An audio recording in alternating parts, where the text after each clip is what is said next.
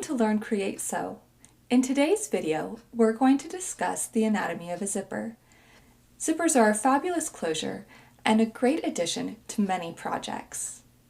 Being familiar with the terminology used for the different parts of a zipper can help make reading and understanding sewing instructions much easier.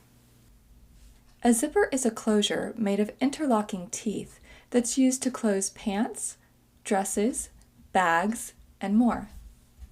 The fabric of the zipper, to which all the other pieces are attached, is called the zipper tape.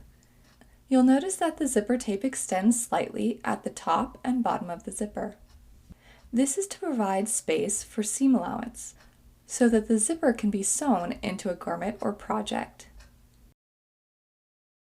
On the interior edges of the tape, there's a tiny cord. Attached to the cord, we have zipper stops. There are 2 stops at the top of the zipper and 1 large stop at the bottom of the zipper.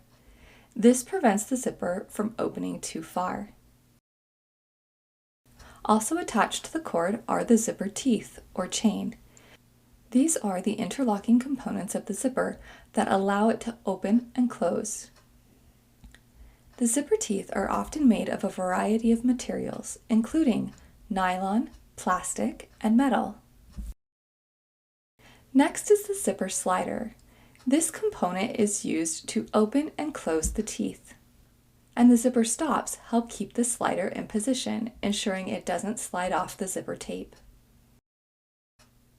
The zipper pull acts as a handle and allows you to move the slider up and down the teeth so you can open and close the zipper as you like.